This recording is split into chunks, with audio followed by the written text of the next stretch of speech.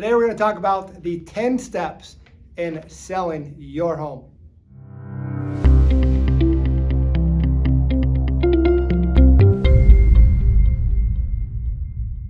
Step number 1, previewing the home and creating a plan. In that step, we simply come out to your house, do a full walk around with you, right? Take a look at your house on the inside, the outside, and help you put together a plan to get your home ready to sell. So 2 things are going to be involved in that. First is timing, right? How quick are you wanting to get your home on the market? And the second is going to be really driven by how much is on your list. So we'll go through room by room with you and create a list of, okay, kitchen, do this, bathrooms, do this, bedrooms, do this, all throughout the house so that you know exactly what to be doing.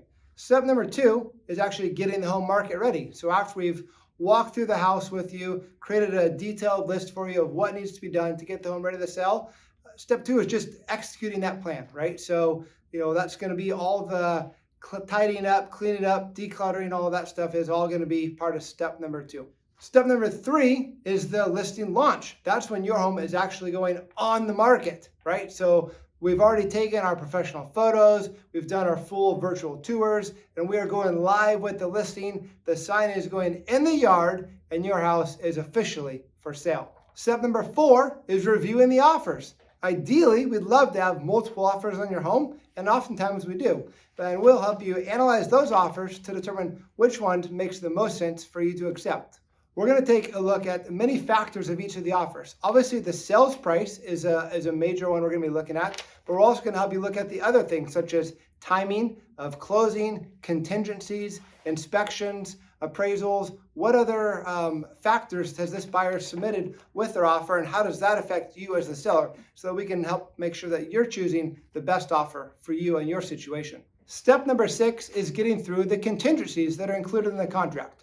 The most common contingencies are the inspection contingency and the finance contingency. So for the inspection contingency, after the buyer has completed their inspection, they've given us their response, which may include things that they're asking for to be addressed, fixed, repaired, or maybe a credit in lieu of those repairs. We take a look at that and negotiate through that for you.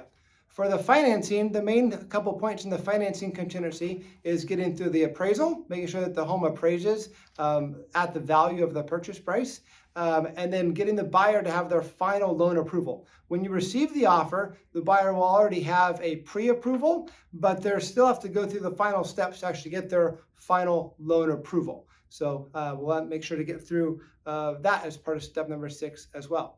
For step number 7, we have the title review. So the title policy that all sellers provide for the buyer is just a title insurance policy that ensures that there's no liens against the home, that the seller really does have the power to convey that title, and protects the buyer to make sure they're not getting a home that has liens on it or any other judgments or things like that against the home. Step number 8 is that final approval for the buyer's financing. So like I said, they've gone through their pre-approval, and then they're going through their underwriting process, and we get that final approval, which is the final signature from the underwriter that yes, we can do this loan, and they're ready to fund the loan. That is the final step in the buyer's process. We're always glad to get that part in the process. Once we have that final approval from the financing, then we coordinate the signing. So the buyer and the seller, we each have an appointment scheduled for them to sign their closing documents,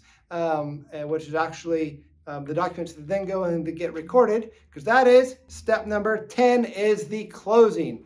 Closing is when these documents that have been signed by the buyer and seller get recorded at the county recorder's office, and then it officially is a done deal. At that point, the escrow company is able to send the proceeds over to the seller, and they have a nice fat check. So that's the 10 steps in selling your home. We look forward to helping you walk through these steps whenever you're ready.